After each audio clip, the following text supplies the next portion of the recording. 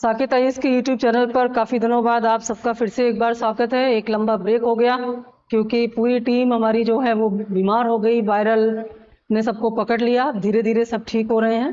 तो आरओ की जो वैकेंसी आई हुई है 2023 के लिए, उसको ध्यान में रखते हुए हम लोग आपके लिए एक पूरा क्वेश्चन सेट की सीरीज लेकर के आएंगे। सारे जो 6 सब्जेक्ट हैं हमारे, इनमें भारतीय अर्थव्यवस्था, विज्ञान एवं प्रौद्योगिकी, भूगोल, भारतीय इतिहास, इसके अलावा करंट अफेयर्स। तो ये जो 6 सब्जेक्ट पर हम सीरीज लेकर के आएंगे, उनमें से ये पहला सब्जेक्ट आज शुरू हो रहा है भारतीय अर्थव्यवस्था का, और इसका ये प्रैक्टिस सेट 1 है। हर एक सेट में 20-20 क्वेश्चन होंगे, और अगर आप ये सारे प्रैक्टिस सेट को बार बार प्रैक्टिस करते हैं, सॉल्व कर लेते हैं, तो मुझे पूरी उम्मीद है कि अभी से लेकर के आपके आरओ एग्जाम तक आप काफ़ी ज़्यादा क्वेश्चन कलेक्शन होगा आपके पास। और इनमें जो क्वेश्चन प्रैक्टिस कराई जाएगी, उनमें हर एक क्वेश्चन की विस्तृत व्याख्या आपके लिए की जाएगी। तो इसे आप बार बार सुनेंगे, देखेंगे, प्रैक्टिस करेंगे, तो काफ़ी ज़्यादा पॉसिबिलिटी होगी कि आप आरओ एग्जाम में बहुत अच्छा परफॉर्म करेंगे। तो चलिए आज हम इसके प्रैक्टिस सेट भारतीय अर्थव्यवस्था से स्टार्ट करते हैं। इसमें प्रैक्टिस सेट 1, इसमें चैप्टर नाम नहीं दिया जा रहा है, सेट 1 सेट 2 करके दिया जाएगा। तो आप जब भी इसको दोबारा अगर देखना चाहें तो आप सब्जेक्ट के नाम के साथ इसको सेट 1 सेट 2 करके टाइप कर सकते हैं। ये आपके यूट्यूब चैनल पर आ जाएगा, ठीक है।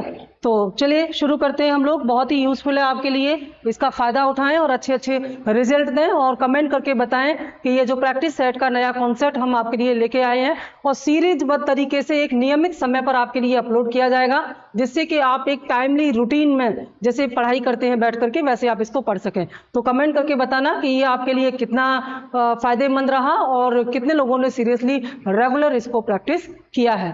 तो हमारे भारतीय अर्थव्यवस्था के जो प्रैक्टिस सेट है, उसमें सेट 1 का ये पहला क्वेश्चन हमारे सामने आया है। क्वेश्चन है, निम्नलिखित में से कौन सी आर्थिक क्रिया नहीं है। देखिए, ये क्योंकि हम आरओ के लेवल से कर रहे हैं, लेकिन अदर जो एग्ज़ाम हैं हमारे प्रीलिम्स के, उनमें भी आप इसको प्रैक्टिस कर सकते हैं। और इसके अलावा बाकी सभी एग्ज़ाम के लिए ये तो फॉरएवर आपके काम आने वाली चीज़ है, बहुत ही प्रीशियस चीज़ है। तो इसको आप लंबे समय तक बार बार प्रैक्टिस करके अपना फ़ायदा उठा सकते हैं, ठीक है। तो निम्न में से कौन सी आर्थिक क्रिया नहीं है, क्वेश्चन में पूछा गया है। ऑप्शन ए परिवहन, ऑप्शन बी किसानी या खेती, ऑप्शन सी नौकरी, और ऑप्शन डी स्वैच्छिक समाज सेवा। पूछा गया है कौन सी आर्थिक क्रिया नहीं है। अर्थव्यवस्था में जो आपको बताया जाता है, उसमें ये कि अर्थव्यवस्था आर्थिक क्रियाओं का अध्ययन करने वाला विषय है, और यहाँ पर क्रियाओं को 2 हिस्से में बांटा गया है। एक है आर्थिक क्रियाएं और दूसरी अनार्थिक क्रियाएं। आर्थिक क्रियाएं क्या होती हैं? आर्थिक क्रियाएं वे होती है, यानी कि कुल मिलाकर के व्यक्ति द्वारा जो क्रियाएं या गतिविधियां की जाती हैं, उन्हें 2 हिस्से में बांटा गया है, एक आर्थिक और दूसरी अनार्थिक। आर्थिक क्रियाएं वे होती हैं जिनके बदले धन की प्राप्ति होती है, यानी कि हमारे और आपके द्वारा किया गया कोई भी ऐसा कार्य जिससे हमें धन की प्राप्ति होती है, उसे हम आर्थिक क्रिया कहते हैं। और इन्हीं आर्थिक क्रियाओं का अध्ययन अर्थव्यवस्था में किया जाता है। लेकिन हम और आप जो भी कोई ऐसा काम करते हैं जिससे धन की प्राप्ति नहीं होती, उन्हें हम सामाजिक क्रियाएं कहते हैं। इन्हें हम क्या बोलते हैं? सामाजिक क्रियाएं कहते हैं। इनका मुख्य उद्देश्य धन कमाना नहीं होता। तो आप इनमें से देखिए, 3 काम ऐसे हैं जिनसे धन कमाया जाता है और वे आर्थिक क्रियाएं हैं। एक कार्य ऐसा है जो सामाजिक उद्देश्य से किया जाता है, वह आर्थिक क्रिया नहीं होगी, और वही इस प्रश्न का उत्तर होगा। तो इनमें से कौन सी आर्थिक क्रिया नहीं है? परिवहन, यानी कि ट्रांसपोर्टेशन, परिवहन आर्थिक क्रिया होगी, क्योंकि परिवहन में कोई एक व्यक्ति अपनी गाड़ी चलाता है, या आप किसी की गाड़ी में बैठते हो तो टिकट लेते हो, टिकट से पैसे मिलते हैं गाड़ी वाले को, तो ये परिवहन क्या हुआ? आर्थिक क्रिया हुआ। खेती किसानी भी पैसे के लिए ही की जाती है, ये भी आर्थिक क्रिया हुआ। नौकरी तो पैसे के लिए की ही जाती है। आप सब आरओ के एग्जाम की तैयारी कर रहे हैं नौकरी पाने के लिए, क्योंकि उससे आपको तनख्वाह मिलेगी, पैसे मिलेंगे, तो नौकरी भी आर्थिक क्रिया है। स्वैच्छिक समाज सेवा, यानी कि स्वैच्छिक मतलब अपनी मर्जी से की जाने वाली समाज सेवा, ये आर्थिक क्रिया नहीं है, क्योंकि इसके बदले आपको धन की प्राप्ति नहीं होगी। इसे हम अनार्थिक क्रिया या सामाजिक क्रिया कह सकते हैं। तो क्वेश्चन नंबर 1 का आंसर होगा ऑप्शन डी। कुछ बच्चे कहते हैं कि आप जो आंसर बताती हैं वो कुछ और होता है, सीरीज में कुछ और, आंसर शीट में कुछ और होता है। तो इसके कारण ये हो सकता है कि टाइपिस्ट से हो सकता है थोड़ी भूल हो जाती होगी। यहाँ जो हम आपको बताते हैं वही सही होता है। तो जो आंसर यहाँ बताया जा रहा है आप उसी को राइट आंसर मानेंगे, क्योंकि उसकी हम पूरी व्याख्या आपको बताते हैं, कारण के साथ बताते हैं कि यह उत्तर क्यों है। आप उसी को उत्तर मान करके चलेंगे। और अगर कहीं डाउट है तो वीडियो खोल करके उसको वहां पर देख लीजिए पॉज करके, कोई समस्या नहीं है। तो क्वेश्चन नंबर 1 समझ में आ गया। नेक्स्ट क्वेश्चन हमारा, निम्नलिखित में से कौन सा आर्थिक विकास का प्रमुख कारण नहीं है? आर्थिक विकास का प्रमुख कारण नहीं है, इसका मतलब है, देखिए जब भी आपके सामने प्रश्न आए पहले प्रश्न को अच्छी तरह से समझ लें, उसको देख लें कि पूछा क्या जा रहा है, चाहे इसके लिए बार बार आपको प्रश्न पढ़ना पड़े, तभी आप इसके उत्तर को देने में जल्दबाजी करें। पूछ रहा है कि इनमें से कौन सा एक कारण है जो किसी देश के आर्थिक विकास को प्रभावित नहीं करता? वही आपका उत्तर होगा ए, पूंजी का संचय एवं तकनीक सुधार। तो पूंजी अगर नहीं होगी, टेक्नोलॉजी अगर नहीं होगी तो फिर आर्थिक विकास नहीं हो पाएगा, इसलिए ये तो उत्तर होगा नहीं। जनसंख्या में परिवर्तन, ये भी किसी देश के आर्थिक विकास को प्रभावित करता है, क्योंकि जब जनसंख्या बदलती है, जैसे अगर किसी देश की जनसंख्या में बच्चों की संख्या ज्यादा है, बूढ़ों की संख्या ज्यादा है, युवाओं की संख्या ज्यादा है, तो निश्चित तौर पर जनसंख्या में परिवर्तन होने से उस देश के आर्थिक विकास पर सीधा प्रभाव पड़ता है, इसलिए यह भी उत्तर नहीं होगा। तीसरा है विशेषीकृत क्रियाओं या गतिविधियों में श्रम विभाजन, यानी कि किसी देश की जो श्रम होता है, जो लेबर होते हैं, वह किन्हीं विशेष क्रियाओं में लगे होते हैं, उससे भी किसी देश के आर्थिक विकास पर प्रभाव पड़ता है, यह भी उत्तर नहीं होगा। चौथा हमारा सही आंसर होगा तकनीकविद एवं नौकरशाह। नौकरशाह कौन होते हैं? नौकरशाह वे सरकारी अधिकारी या प्रशासनिक अधिकारी होते हैं जो नीतियों के क्रियान्वयन में सरकार को सहायता करते हैं। तो ये जो तकनीकविद या जो विद्वान होते हैं या जो नौकरशाह होते हैं, ये प्रत्यक्ष रूप से आर्थिक विकास को प्रभावित नहीं करते। बाकी तीनों तत्व जो हैं वो किसी देश के आर्थिक विकास को सीधे तरीके से प्रभावित करते हैं। तो राइट आंसर प्रश्न नंबर 2 का राइट आंसर होगा ऑप्शन डी। ठीक है, अगला पर्यावरण कुजनेट्स वर्क, बहुत महत्वपूर्ण है ये शब्द। कुजनेट्स एक अर्थशास्त्री थे और कुजनेट्स नामक अर्थशास्त्री ने किसी देश के आर्थिक विकास और उस देश की आय असमानता के बीच के संबंध को स्पष्ट करने के लिए एक ग्राफ बनाया और वह ग्राफ वक्र आकार का था, इसलिए इस ग्राफ को कुजनेट्स वक्र के नाम से जाना गया। इस कुजनेट्स वक्र के आधार पर पूछा गया है इस प्रश्न को। तो इसको हम आगे अभी आपको बताएंगे, पहले प्रश्न पढ़ लेते हैं। पर्यावरण कुजनेट्स वक्र पर्यावरणीय क्षति एवं प्रति व्यक्ति जीडीपी के मध्य संबंध को दर्शाता है। इस पर्यावरणीय कुजनेट्स वक्र का आकार किस प्रकार का होता है? ए, उल्टा यू आकार का। उल्टा यू किसे कहेंगे? उल्टा यू इसे कहेंगे। उल्टा वी आकार का, उल्टा वी इसे कहेंगे। उल्टा एल आकार का, उल्टा एल इसे कहेंगे। इनमें से कोई नहीं, ये पूछा है। तो आपसे पूछा है कि कुजनेट्स वक्र का आकार कैसा होता है। इस प्रश्न को रटने से कोई फायदा नहीं, क्योंकि रटा रटाया उत्तर चाहिए तब तो ये मिल जाएगा आपको। राइट आंसर है उल्टा यू आकार का। हम इसका कॉन्सेप्ट आपको अगर बताना चाहें तो थोड़ा सा हमें इस पर बात करनी होगी, ताकि ये प्रश्न अगर अलग संदर्भ में आए तो भी आप इसको बता सकें। प्रैक्टिस का यही मतलब होता है। प्रैक्टिस का मतलब होता है कि अगर ये प्रश्न किसी दूसरी भाषा में पूछा जाता है तो भी आप इसको बता सकें। रटे रटाए उत्तर तो जरूरी नहीं है कि इसी भाव में पूछे जाएं और ये रटा हुआ आपसे भूल जाएगा। हो सकता है ऑप्शन की भाषा बदल दी जाए, तो क्यों ना कुजनेट्स वक्र को ही समझ लिया जाए। जैसे कुजनेट्स मैंने बताया, कुजनेट्स एक अर्थशास्त्री थे जिन्होंने किसी देश के आर्थिक विकास और उस देश की आय असमानता के बीच के संबंध को बताया।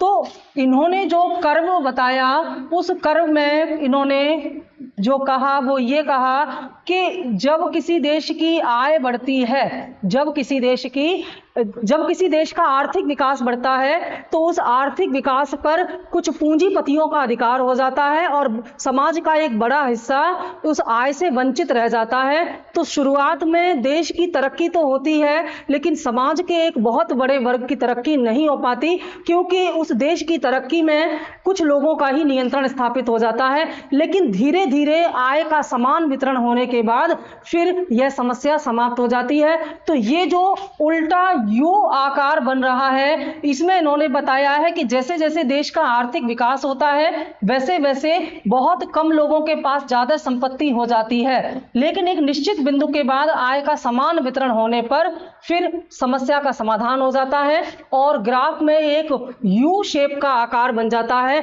ग्राफ का ये यू शेप का आकार यह बताने के लिए बनाया गया है कि इससे एक निश्चित सीमा तक देश की तरक्की होने पर लोगों की आय के बीच में असमानता बढ़ती है और उसके बाद जब निरंतर विकास होता रहता है तो आय असमानता में कमी आने लगती है। तो ये उल्टा यू आकार का जो शेप है इसी को कुजनेट्स वक्र कहा गया।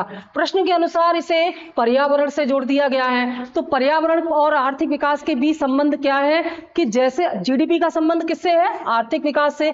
जब किसी देश की जीडीपी बढ़ती है, जब किसी देश की जीडीपी बढ़ती है या आर्थिक वृद्धि बढ़ती है तो पर्यावरण भी दूषित होता है। ठीक है, जैसे जैसे जीडीपी बढ़ती जाती है वैसे वैसे पर्यावरण दूषित होता जाता है। ऐसा क्यों होता है? क्योंकि औद्योगिकरण होता है। औद्योगिकरण होने से दूषित गैसें निकलती हैं, नई नई फैक्ट्रियों की स्थापना होती है। तो एक तरफ तो देश की जीडीपी बढ़ती है तो दूसरी तरफ पर्यावरण प्रदूषण का स्तर भी बढ़ता है। लेकिन एक निश्चित यानी कि इस आकार से अगर देखें तो जैसे जैसे जीडीपी बढ़ रही है वैसे वैसे पर्यावरण का स्तर गिरता जा रहा है। लेकिन एक निश्चित सीमा के बाद जब देश के पास पर्यावरण के अनुकूल आधुनिक तकनीक आ जाती है तो पर्यावरण का स्तर संतुलित होने लग जाता है और फिर जीडीपी बढ़ने के साथ साथ पर्यावरण के स्तर में सुधार होने लगता है। इसे एक उदाहरण से समझ सकते हैं। जैसे भारत और चीन जैसे विकासशील देश जिनकी जीडीपी तेजी से बढ़ रही है तो इनके द्वारा पर्यावरण का प्रदूषण भी दुनिया में सबसे ज्यादा तेजी से किया जा रहा है। लेकिन विकसित देशों में जहां जीडीपी का एक उच्चतम स्तर प्राप्त कर लिया गया है, अब वे पर्यावरण प्रदूषण के मामले में भारत और चीन से कम है। यानी कि विकसित देशों का पर्यावरण प्रदूषण विकासशील देशों से कम है। लेकिन जब शुरुआत में विकसित देशों में औद्योगिकरण और जीडीपी तेजी से बढ़ रहा था तो वहां भी पर्यावरण प्रदूषण तेजी से हो रहा था। तो इस कुजनेट्स वक्र को बढ़ती हुई आर्थिक वृद्धि और पर्यावरण के बीच के संबंध को दर्शाने के लिए बताया गया है। तो कुजनेट्स वक्र का जो आकार होगा, बढ़ती हुई जीडीपी और घटता हुआ पर्यावरण, उसके बाद बढ़ता हुआ जीडीपी और संतुलित होता पर्यावरण, तो ग्राफ में एक यू शेप का आकार हमको मिलेगा। तो हमारा राइट आंसर होगा उल्टा यू आकार। मैंने डिटेल्स में आपको बता दिया और मुझे उम्मीद है कि बार बार आप इसको सुनेंगे तो समझ आएंगे। ये प्रश्न बहुत बहुत पूछा जाता है और ये 2023 के प्रीलिम्स में पूछा गया प्रश्न है, ध्यान दीजिएगा। ठीक है, तो ये आपका क्वेश्चन नंबर 3 था। निम्नलिखित में से कौन सी विशेषताएं भारतीय अर्थव्यवस्था को विकासशील श्रेणी में दर्शाती हैं? यानी कि इनमें से कौन सी एक विशेषता है जिससे हम भारत को एक विकासशील देश कह सकते हैं? देखिए, विकास के आधार पर 3 प्रकार के देश पाए जाते हैं, अविकसित या अंडर डेवलप या अल्प विकसित कह सकते हैं, दूसरे होते हैं विकसित और तीसरे होते हैं विकासशील। तो भारत एक विकासशील देश है, ऐसा हम क्यों कहते हैं ये पूछा गया है। 4 बिंदु हैं, 4 बिंदु के आधार पर 4 ऑप्शन बनाए गए हैं। आपको बताना है कि कौन से ऑप्शन में शामिल बिंदु इसमें सही हैं। पहला, कृषि मुख्य व्यवसाय है। दूसरा, देखिए, कृषि मुख्य व्यवसाय है, ये भारत को एक ऐसे देश के रूप में स्थापित करने के लिए काफ़ी है जिसमें आप कह सकते हैं कि भारत एक ऐसा देश है जहां लोगों को सबसे ज़्यादा रोजगार कृषि क्षेत्र में मिला हुआ है। इसका मतलब ये है, कृषि मुख्य व्यवसाय का मतलब क्या है कि रोजगार के लिए निर्भरता जो है वो कृषि पर है। दूसरा है प्रच्छन्न बेरोजगारी। प्रच्छन्न बेरोजगारी का मतलब होता है छुपी हुई बेरोजगारी। जैसे ग्रामीण क्षेत्र में ज़्यादातर लोग ऐसे काम में लगे होते हैं जिनसे वास्तव में उत्पादन में कोई वृद्धि नहीं होती।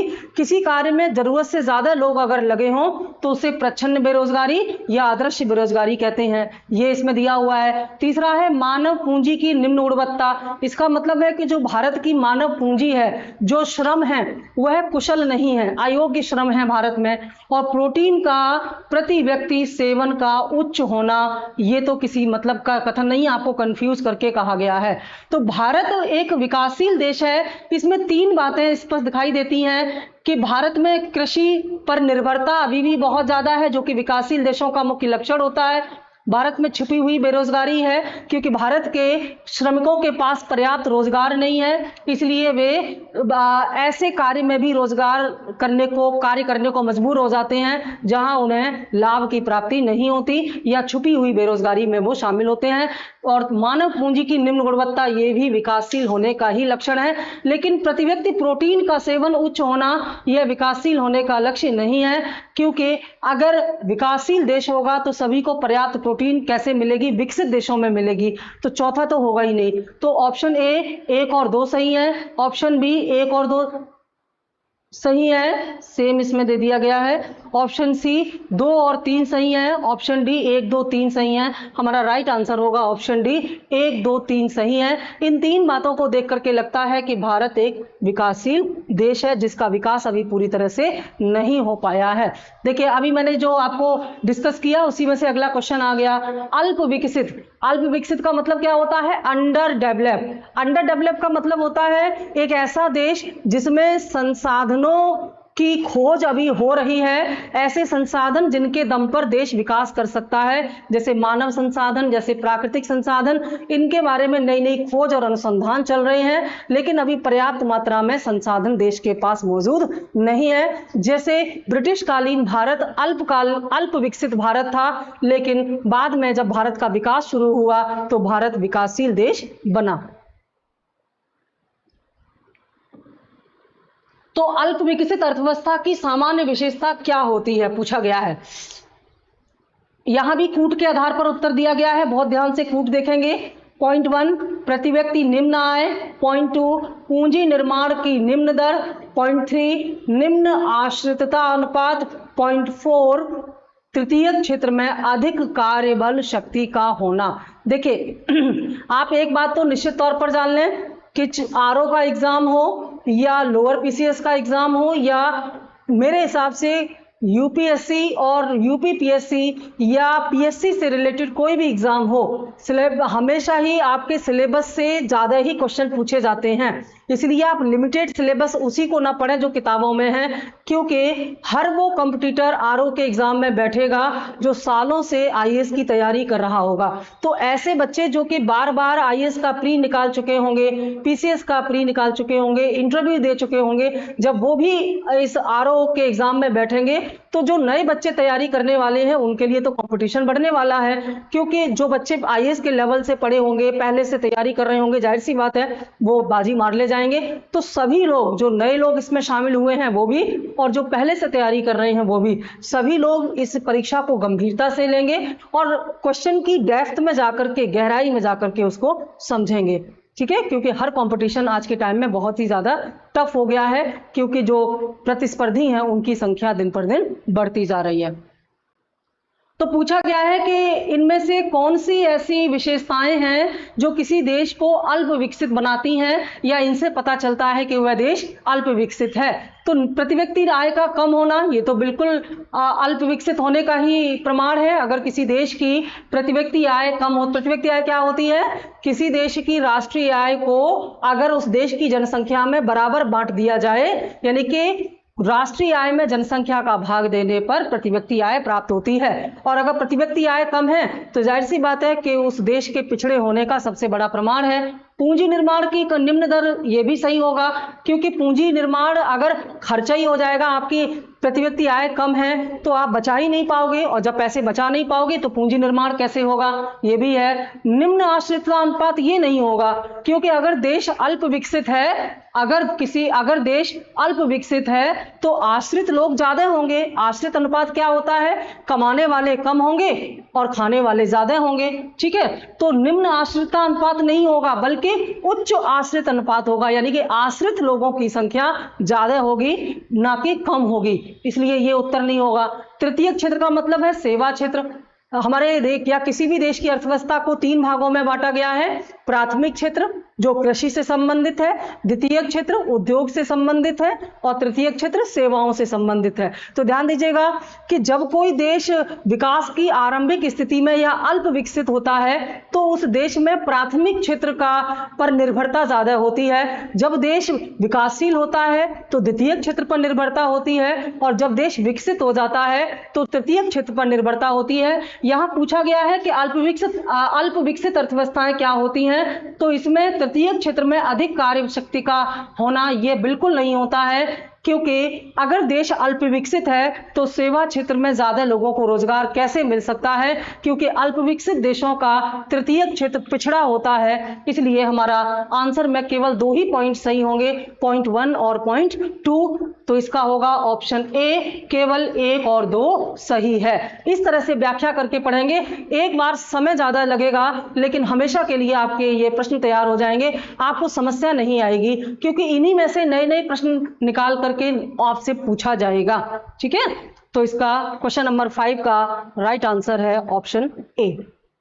बिना व्याख्या के पढ़ने का कोई मतलब नहीं है। अगला क्वेश्चन, सार्वजनिक निजी भागीदारी, पब्लिक प्राइवेट पार्टनरशिप, इसको 3P बोलते हैं। पब्लिक प्राइवेट पार्टनरशिप पर आधारित अवसंरचना विकास में पुनरावलोकन तथा परिष्करण हेतु गठित समिति का अध्यक्ष कौन था? भारत सरकार ने एक समिति बनाई थी और उस समिति का उद्देश्य था कि ये जो संरचनात्मक विकास है, संरचनात्मक विकास क्या होता है?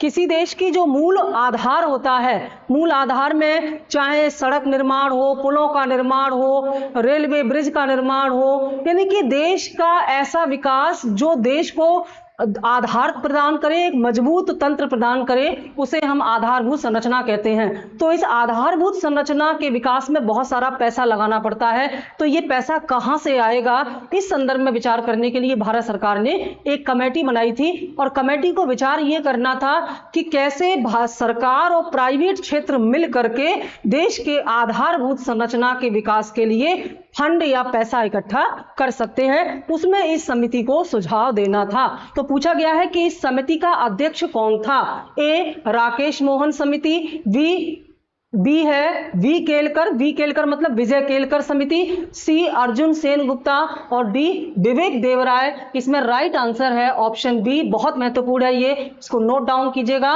वी केलकर या विजय केलकर। सरकार ने विजय केलकर कमेटी का गठन जब किया तो रेलवे के संदर्भ में विजय केलकर ने सरकार को यह सुझाव दिया, रेलवे भी किसमें आता है? आधारभूत क्षेत्र में आता है। विजय केलकर ने यह सुझाव दिया कि रेलवे एक बहुत बड़ा प्रोजेक्ट है और रेलवे के नवीकरण करने के लिए, मॉडर्नाइज करने के लिए बहुत सारा पैसा चाहिए और इस पैसे में सरकार के साथ साथ प्राइवेट क्षेत्र भी अगर सहयोग करे, योगदान करे तो रेलवे की तरक्की की जा सकती है।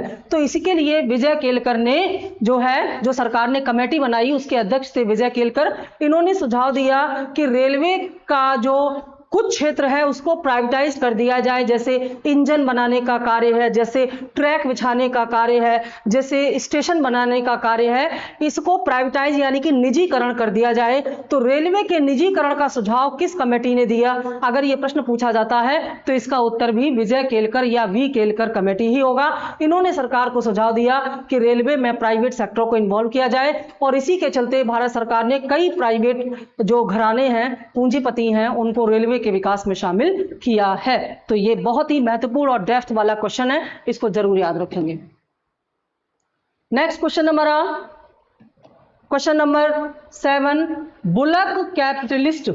बढ़िया शब्द है ये, बुलक कैपिटलिस्ट। इसको हिंदी में कहते हैं, बुलक का मतलब होता है यहाँ बैल पूंजीपति, और बैल का संबंध किससे है? किसान से, खेती बाड़ी से। ठीक है, तो बैल पूंजीपति का मतलब है किसान। बैल पूंजीपति किसे कहा जाता है? ठीक है, ए गरीब किसानों को, बी धनाढ्य किसानों को, सी उन किसानों को जिनके पास कुछ साधन तो हैं पर धनाढ्य नहीं है, डी उन किसानों को जो बड़े जमींदार हैं। ये प्रश्न बड़ा ही अच्छा है और बहुत पूछे जाते हैं इस तरह के प्रश्न। तो बुलक कैपिटलिस्ट कौन है? ऐसे किसान जिनके पास पर्याप्त तो है लेकिन उन्हें बहुत अमीर या धनाढ्य नहीं कह सकते। तो आंसर होगा सी, उन किसानों को जिनके पास कुछ साधन तो हैं। ये कुछ साधन को किससे इंडिकेट किया गया है? बैल से। यानी कि ऐसे किसान जिनके पास पूंजी के रूप में बैल को एक सिंबॉलिक रूप में लिया गया है कि ऐसे किसान जो खाते पीते हैं लेकिन उनको बहुत ज्यादा अमीर नहीं कहा जा सकता। हाँ, ये ऐसे किसान हैं जो पर्याप्त इनके पास साधन है जिससे ये अपनी खेती बाड़ी कर सकते हैं। तो उन किसानों जिनके पास कुछ साधन तो है पर ये धनाढ्य नहीं है, उन्हें बुलक कैपिटलिस्ट कहा जाता है। ये है हमारा राइट आंसर। भारत में क्वेश्चन नंबर 8, भारत में धीमी कृषि विकास गति के लिए निम्न में से कौन सा एक प्रभावी कारण है? यानी कि भारत की कृषि विकास दर धीमी है, इसका कौन सा महत्वपूर्ण कारण है? ए, ग्रामीण निर्धनता, बी, शहरी निर्धनता, सी, कुशल श्रमिक, कुशल में एक शब्द और लगा दीजिए, अकुशल, ठीक है, अकुशल श्रमिक, डी, शहर से गांव की ओर पलायन। अब ये प्रश्न बहुत सिंपल सा है लेकिन फिर भी अगर आपने फोकस नहीं किया तो गलत हो सकता है आपका। धीमी कृषि के क्या कारण हो सकते हैं? ग्रामीण निर्धनता, शहरी निर्धनता, अकुशल श्रमिक, शहर से गांव की ओर पलायन। इसमें महत्वपूर्ण कारण है आज के आधुनिक समय में सी, अकुशल श्रमिक का मतलब यहाँ ये है कि कृषि क्षेत्र में जो काम करने वाले श्रमिक हैं, कृषि श्रमिक हैं, इनके पास कृषि संबंधी पर्याप्त तकनीकी ज्ञान न हो पाने के कारण ये अपने कृषि को वैज्ञानिक तरीके से नहीं कर पाते, इसलिए कृषि में उपज कम होती है और कृषि की विकास दर धीमी हो जाती है। तो राइट आंसर है ऑप्शन सी। नेक्स्ट, भारत की अर्थव्यवस्था के संदर्भ में निम्नलिखित घटनाओं में से कौन सी घटना पहले हुई थी? ये 4 घटनाएं आपके सामने लिखी हुई हैं, तारीख नहीं दी है, आपको बताना है कौन सी घटना पहले हुई थी। ए, बीमा कंपनियों का राष्ट्रीयकरण, बी, भारतीय स्टेट बैंक का राष्ट्रीयकरण, सी, बैंकिंग नियंत्रण अधिनियम, डी, प्रथम पंचवर्षीय योजना का प्रारंभ। अगर हम इन्हें तारीख लिख दें तो बताना आसान होगा। चलिए हम बता दे रहे हैं आपको। बीमा कंपनियों का राष्ट्रीयकरण कब हुआ है? 1956 में। भारतीय स्टेट बैंक का राष्ट्रीयकरण कब हुआ? 1955 में। बैंकिंग नियंत्रण या बैंकिंग नियमन अधिनियम कानून कब पास किया गया? 1949 में। और प्रथम पंचवर्षीय योजना का आरंभ हुआ है 1951-52। वास्तविक रूप से 1 अप्रैल 1952 को भारत की प्रथम पंचवर्षीय योजना का संचालन किया गया। तो जो तारीखें अगर लिख दी तो इसका उत्तर देना आसान हो गया। उत्तर क्या है? सबसे पहली घटना इनमें कौन सी थी? 1949 की, जब देश आजाद हुआ 1947 में। तो इन चारों में से जो पहला काम किया गया वो था 1949 का बैंकिंग रेगुलेशन एक्ट, यानी कि बैंकों का संचालन कैसे होगा, बैंक कैसे काम करेंगे, ये सारे कानून बनाए गए 1949 में। तो राइट आंसर होगा ऑप्शन सी। ठीक है, अगला है क्वेश्चन नंबर 10। क्वेश्चन नंबर 10 को कथन और कारण में बताया गया है। ये प्रश्न थोड़े से समय दे करके सॉल्व किए जाते हैं। कथन पढ़ेंगे, कारण पढ़ेंगे। अगर दोनों कथन सही है और कारण सही है और कथन कारण की व्याख्या करता है तो ए होगा। अगर दोनों सही है लेकिन व्याख्या नहीं करते तो ऑप्शन बी होगा। अगर ए सही है आर गलत है तो आंसर सी होगा, और अगर ए गलत है आर सही है तो आंसर डी होगा। तो बहुत ध्यान से इसको समझेंगे। कथन है, आर्थिक विकास के लिए एक बहुआयामी उपागम की आवश्यकता होती है।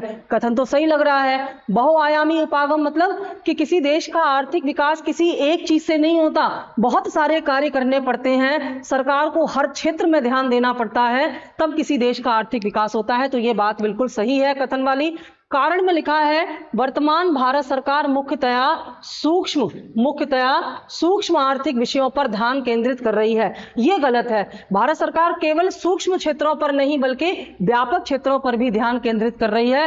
तो कथन सही है लेकिन कारण गलत है, इसलिए आंसर होगा डी। ए गलत है किंतु ये देखिए,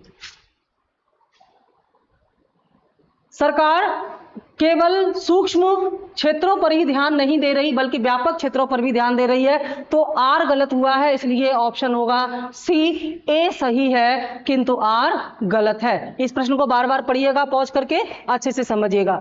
अगला क्वेश्चन है, निम्न में से किस आर्थिक सर्वेक्षण में पहली बार धारणीय विकास को क्या कहते हैं? सस्टेनेबल डेवलपमेंट, या इसी को बोलते हैं एवरग्रीन डेवलपमेंट। ठीक है, तो धारणीय विकास और जलवायु परिवर्तन का नवीन अध्याय जोड़ा गया? नवीन अध्याय कौन से वर्ष में जोड़ा गया? मतलब किसी देश के आर्थिक विकास में भारत ने अपने आर्थिक सर्वेक्षण में यह जरूरी समझा कि आर्थिक वृद्धि के साथ साथ पर्यावरण को भी बचाना जरूरी है। ऐसा पहली बार कौन से बजट में शामिल किया गया? ए 2004-05, बी 2011-12, सी 2012-13, डी 2013-14। तो राइट आंसर है 2011 से 2012। यानी कि 2011-12 के जो बजट आया था, उस बजट में जो आर्थिक सर्वेक्षण संसद में पेश किया गया, उसमें पहली बार भारत सरकार ने ये कहा कि भारत आर्थिक वृद्धि और विकास के साथ साथ टिकाऊ विकास और जलवायु परिवर्तन के मुद्दे पर भी ध्यान रखेगा। ऐसा पहली बार 2011-12 के आर्थिक सर्वेक्षण में किया गया। तो ये आपका सही उत्तर है।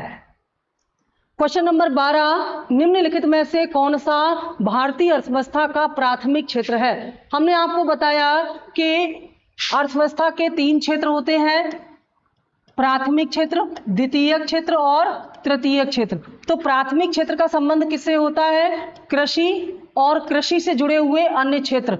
द्वितीयक क्षेत्र का संबंध किससे है? उद्योगों से, जैसे निर्माण और विनिर्माण। और तृतीयक क्षेत्र का संबंध है सेवाओं से। तो प्रश्न पूछा है इनमें से कौन सा प्राथमिक क्षेत्र है? ए कृषि, बी उद्योग, सी सहकारिता, डी उपरोक्त में से कोई नहीं। ध्यान देने वाली बात है, साफ साफ लिखा हुआ है कृषि, तो प्राथमिक क्षेत्र में कौन सा आ जाएगा? Option A. ये किस में आ जाएगा? उद्योग द्वितीयक क्षेत्र में, और सहकारिता का संबंध हो जाएगा तृतीयक क्षेत्र से, क्योंकि सहकारिता सेवा होती है, इसलिए इसे तृतीयक क्षेत्र में रखेंगे। तो राइट आंसर ए हो जाएगा।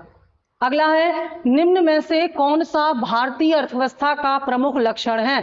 यानी कि भारतीय अर्थव्यवस्था की मुख्य विशेषता क्या है, ये आपसे पूछा गया है। ए पूंजीवादी अर्थव्यवस्था, बी समाजवादी अर्थव्यवस्था, सी मिश्रित अर्थव्यवस्था, डी इनमें से कोई नहीं। ध्यान देना, कठिन प्रश्न ही आपको सिलेक्शन दिलाते हैं, तो कठिन प्रश्नों से भागना नहीं है, बल्कि उनको ज्यादा पढ़ना है। ठीक है, तो भारत की अर्थव्यवस्था इनमें से कौन सी है? मिश्रित अर्थव्यवस्था।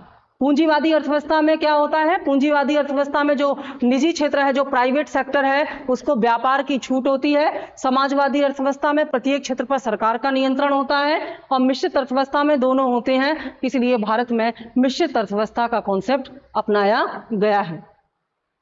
Vision 2020 for India, vision 2020 for India दस्तावेज का संबंध किससे है? ए कृषि विकास, बी औद्योगिक विकास, सी आर्थिक विकास, डी गरीबी उन्मूलन। तो राइट आंसर है इसका सी आर्थिक विकास से। अब इसके बारे में जान लीजिए।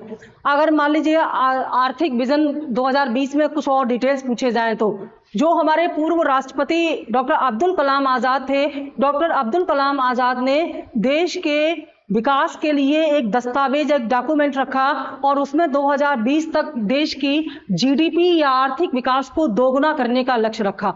उन्होंने जो प्रस्ताव रखा देश के विकास का कि 2020 तक भारत की जीडीपी को दोगुना करने का लक्ष्य रखा गया, तो उसका संबंध किससे? आर्थिक विकास। तो विजन 2020 का संबंध आर्थिक विकास से है। अगला क्वेश्चन, भारत की अर्थव्यवस्था कैसी है? ए उदारवादी, बी समाजवादी, सी मिश्रित, डी उपरोक्त में से कोई नहीं। मान लीजिए अगर आप स्पष्ट नहीं हैं तो आप उदारवादी लगा सकते हैं, क्योंकि भारत एक लोक कल्याणकारी अर्थव्यवस्था है, ऐसा भी हम कई बार सुनते हैं। लेकिन यहाँ पर उत्तर होगा हमारा मिश्रित अर्थव्यवस्था, क्योंकि मिश्रित भारत की जो अर्थव्यवस्था है उसमें मिश्रित शब्द है, ना कि उदारवादी या समाजवादी। देश समाजवादी है लेकिन अर्थव्यवस्था मिश्रित है, क्योंकि मिश्रित अर्थव्यवस्था में समाजवाद और पूंजीवाद दोनों आ जाते हैं। यानी कि सरकार केवल कल्याण ही नहीं करती। अगर सरकार केवल कल्याण करती तो सबको सब्सिडी दे रही होती, बल्कि सरकार टैक्स भी लगाती है, क्योंकि टैक्स से सरकार की आमदनी होती है और सब्सिडी से सरकार जनता के कल्याण के लिए कार्य करती है। इसलिए भारत की अर्थव्यवस्था में लाभ और कल्याण दोनों का मिश्रण है, और जहां लाभ और कल्याण दोनों का मिश्रण होता है उसे मिश्रित अर्थव्यवस्था कहते हैं। यानी कि लाभ आधारित अर्थव्यवस्था जो कि प्राइवेट क्षेत्र का मुख्य विशेषता है, और कल्याण आधारित अर्थव्यवस्था जो सरकार की मुख्य विशेषता है, ये दोनों कैरेक्टर भारतीय अर्थव्यवस्था में एक साथ होने के कारण इसे हम मिश्रित अर्थव्यवस्था कहेंगे, ना कि उदारवादी। अगला क्वेश्चन, गांधीवादी अर्थव्यवस्था किस पर आधारित है? देखिए, जब हमारा देश आजाद हुआ तो उसके बाद देश के आर्थिक विकास के लिए पूरा अपना एक प्रोग्राम तैयार किया गया था, जिसके बाद भारत की पंचवर्षीय योजनाओं का निर्माण किया गया। तो भारत के विकास के लिए सभी विद्वानों ने अपनी अपनी राय रखी, उनमें गांधी जी भी थे। गांधी जी ने भारत के विकास का एक पूरा प्रोग्राम तैयार किया। तो गांधी जी का जो आर्थिक विकास था उसका मूल आधार क्या था, ये पूछा गया। यानी कि गांधी जी किस प्रकार की अर्थव्यवस्था चाहते थे? ए, प्रतिस्पर्धा पर आधारित, बी, न्यास, न्यास को कहते हैं इंग्लिश में ट्रस्ट या ट्रस्टीशिप, सी, राज्य नियंत्रण, डी, इनमें से कोई नहीं। तो राइट आंसर होगा न्यासवाद पर। यानी कि गांधी जी एक ऐसी अर्थव्यवस्था चाहते थे जिसमें न्यासवाद का सिद्धांत या ट्रस्टीशिप हो। और ट्रस्टीशिप या न्यासवाद का मतलब होता है कि जो पूंजीपति है या किसी कंपनी या उद्योग का जो मालिक है वह मालिक ना होकर के संचालक की तरह काम करेगा, तो उसे ट्रस्ट की तरह देखा जाएगा। यानी कि कंपनी का मालिक कोई पूंजीपति ना हो बल्कि वह संचालक के रूप में कार्य करे। तो ऐसी व्यवस्था अगर देश में लागू की जाए तो उसे न्यास आधारित अर्थव्यवस्था कहेंगे, और यह गांधीवादी अर्थव्यवस्था है। जितने भी ट्रस्ट हैं देश में, वे सभी ट्रस्ट आज इसी न्यासवाद पर काम करते हैं जो गांधी ने दिया था। ये बहुत पूछा जाता है। अब क्वेश्चन नंबर 17 है, भारतीय अर्थव्यवस्था वर्णित की जा सकती है, यानी कि भारतीय अर्थव्यवस्था को किस रूप में वर्णित किया जा सकता है? एक पिछड़ी गतिहीन अर्थव्यवस्था के रूप में, बी, एक विकासशील अर्थव्यवस्था के रूप में, सी, एक अर्ध विकसित अर्थव्यवस्था के रूप में, डी, एक विकसित अर्थव्यवस्था के रूप में। तो राइट आंसर होगा बी, एक विकासशील अर्थव्यवस्था के रूप में। भारत एक विकासशील अर्थव्यवस्था इसलिए है क्योंकि भारत के पास विकास करने के लिए सारे साधन तो मौजूद हैं, लेकिन अभी भारत इन साधनों का, संसाधनों का पूरी तरह से उपयोग या दोहन नहीं कर पाया है, इसलिए भारत एक विकासशील अर्थव्यवस्था है। क्वेश्चन नंबर 18, क्रेता बाजार क्या कहलाता है? क्रेता कौन होता है? जो मार्केट में सामान खरीदने जाता है वह क्रेता होता है, और जो सामान बेचता है वो विक्रेता होता है। तो इस आधार पर बाजार दो प्रकार का होता है। कौन कौन सा? एक होता है क्रेता बाजार, क्रेता बाजार, और दूसरा होता है विक्रेता बाजार। दोनों समझ लीजिए। मान लीजिए अगला प्रश्न अगर विक्रेता से पूछ लिया तो आप दे पाएंगे इसका आंसर। क्रेता बाजार क्या होता है? ऐसा बाजार जहां वस्तुओं की आपूर्ति अधिक होती है लेकिन वस्तुओं की मांग कम होती है। जब बाजार में किसी वस्तु की आपूर्ति अधिक होती है और मांग कम होती है तो वस्तु की कीमत क्या हो जाएगी? कम हो जाएगी। सामान सस्ता मिलेगा, तो सामान सस्ता मिलेगा तो किसको लाभ होगा? खरीदने वाले को लाभ होगा। तो ऐसे बाजार को हम क्या कहेंगे? क्रेता बाजार कहेंगे। लेकिन दूसरा बाजार विक्रेता बाजार होता है। विक्रेता बाजार इसके उल्टा होता है। उसमें क्या होता है? जब बाजार में वस्तुओं की आपूर्ति कम होती है लेकिन वस्तुओं की मांग अधिक होने के कारण वस्तुओं की कीमतें जो हैं वो अधिक हो जाती हैं, और जब वस्तुएं महंगी होती हैं तो किसको लाभ होता है? विक्रेता को। तो इसे विक्रेता बाजार। तो यहां पर पूछा है क्रेता बाजार कौन सा है? तो क्रेता बाजार जब मांग से पूर्ति अधिक होती है। अगर मांग अधिक होगी और पूर्ति कम होगी तब तो विक्रेता को लाभ होगा, तो इसे क्रेता बाजार नहीं कहेंगे, ये सही आंसर नहीं है। दूसरा है पूर्ति से मांग अधिक होती है, यानी कि जब पूर्ति अधिक होती है और मांग कम होती है, इसी को कहते हैं क्रेता बाजार, क्योंकि इससे क्रेता को, खरीदने वाले को लाभ होता है, क्योंकि सामान सस्ता होने की वजह से इसको फायदा पहुंचता है। तो ये हमारा राइट आंसर है क्वेश्चन नंबर 18 का, ऑप्शन बी।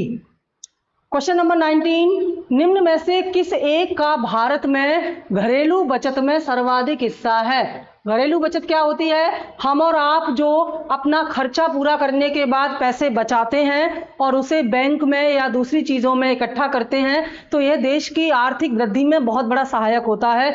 तो पूछा गया है कि देश में जो लोगों द्वारा घरेलू बचत की जाती है वह किस रूप में की जाती है? ए, जमा राशियों के संबंध में, बी, करेंसी के रूप में, सी, भौतिक संपत्तियों के रूप में, डी, शेयर और डिबेंचर के रूप में। तो आप अपने से देखें कि आपके आसपास और आपके परिवार में जो लोग पैसे बचाते हैं या लगाते हैं वो किस चीज में, क्या बैंक में रखते हैं, क्या कैश में रखते हैं? भौतिक संपत्ति का मतलब होता है मकान में, सामान में आदि में लगाना। और दूसरा है क्या शेयर खरीदते हैं? इस प्रश्न का सही उत्तर है सी, भौतिक संपत्तियों में। देखिए हम और आप देखते हैं कि हमारे भारतीय परिवारों में खासतौर से जो मिडिल क्लास फैमिली होती हैं, जो थोड़ा पैसा इकट्ठा करती हैं, उन पैसे को कहीं ना कहीं निवेश करते हैं। जैसे मकान खरीदने में लगा दिया, जैसे जमीन खरीद लिया, जैसे सोना खरीद लिया। तो इन चीजों में पैसे लगा करके हम अपने पैसे को बढ़ाते हैं। तो ये इसका सही उत्तर है, भौतिक परिसंपत्तियों के रूप में घरेलू बचतों में भारत में पैसा रखा जाता है।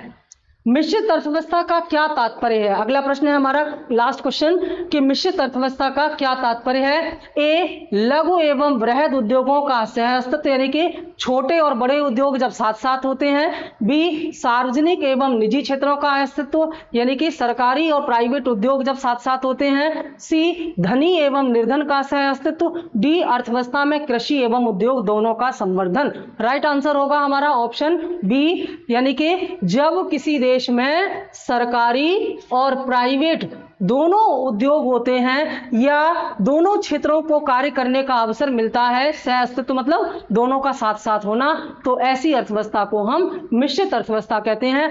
भारत एक मिश्रित अर्थव्यवस्था वाला देश है क्योंकि भारत में सरकारी और प्राइवेट उद्योग एक साथ हैं। जैसे हम देखें शिक्षा के क्षेत्र में, देखिए सरकारी स्कूल भी हैं, प्राइवेट स्कूल भी हैं। स्वास्थ्य में देखिए सरकारी अस्पताल भी हैं, प्राइवेट अस्पताल भी हैं। कुछ क्षेत्रों को छोड़ दिया जाए कि मात्र दो, कौन कौन से, रेलवे और परमाणु ऊर्जा, इन दो क्षेत्रों को छोड़ दिया जाए तो लगभग सभी क्षेत्रों में सरकारी और प्राइवेट उद्योग आपको मिल जाएंगे। लेकिन अभी रेलवे का निजीकरण नहीं किया गया है, बल्कि रेलवे का केवल आधारभूत क्षेत्र में प्राइवेट सेक्टर को निवेश करने की अनुमति दी गई है। रेलवे का निजीकरण तब माना जाएगा जब रेलवे के संचालन में प्राइवेट क्षेत्र को अधिकार दे दिए जाएंगे, लेकिन अभी ये भारत सरकार के पास है तो अभी रेलवे का निजीकरण नहीं हुआ है। तो रेलवे और परमाणु ऊर्जा दो ऐसे क्षेत्र हैं जो अभी भी पूरी तरह से भारत सरकार के नियंत्रण में है। बाकी अन्य सभी क्षेत्रों में प्राइवेट और सरकार दोनों काम कर सकते हैं, इसलिए भारत क्या है, मिश्रित अर्थव्यवस्था है। तो ये इसका सही उत्तर था। 20 क्वेश्चन हमारे पूरे हो गए। इसकी ये आंसर सीट है। आंसर सीट मैच करने के बाद अगर आपको किसी प्रश्न में कोई समस्या आती है तो आप कमेंट बॉक्स में बताएं, हम इसका पूरा सोल्यूशन करेंगे और डेली हम आपके कमेंट जरूर चेक करेंगे, क्योंकि सीरियसली हमने इस सीरीज को आपके लिए शुरू किया है। हम चाहते हैं कि अभी से लेकर के आरओ एग्जाम तक लगातार सारे सब्जेक्ट की जो क्वेश्चन सेट हैं, प्रत्येक सेट में 20-20 क्वेश्चन होंगे, ये आप तक पहुंचाए जाएं और आप गंभीरता से इनको प्रैक्टिस करें और ज्यादा से ज्यादा इसका फायदा उठाएं। तो चलिए फटाफट इसको सॉल्व कीजिए और मुझे बताइए कमेंट बॉक्स में कि ये इससे आपको कितना लाभ मिला, कितना अच्छा लगा आपको, और आप इसमें और क्या नया चाहते हैं जिससे कि हम और बहुत सारी प्रैक्टिस सेट बना करके आप तक पहुंचाएं, हमको प्रेरणा मिले। अभी मैंने बताया 3 सब्जेक्ट से इसकी शुरुआत की जा रही है। पहला सब्जेक्ट आपका ये भारतीय अर्थव्यवस्था हो गया, दूसरा सब्जेक्ट आपका साइंस एंड टेक्नोलॉजी, और तीसरा सब्जेक्ट इंडियन ज्योग्राफी या ज्योग्राफी, जितनी भी ज्योग्राफी के पार्ट होंगे वो सब इसमें बताए जाएंगे। तो 3 विषय से शुरुआत की जा रही है, बाकी 3 विषय इसके बाद आएंगे, तो पूरे 6 सब्जेक्ट की एक कंबाइंड प्रैक्टिस सेट आप तक होंगे। Thank you.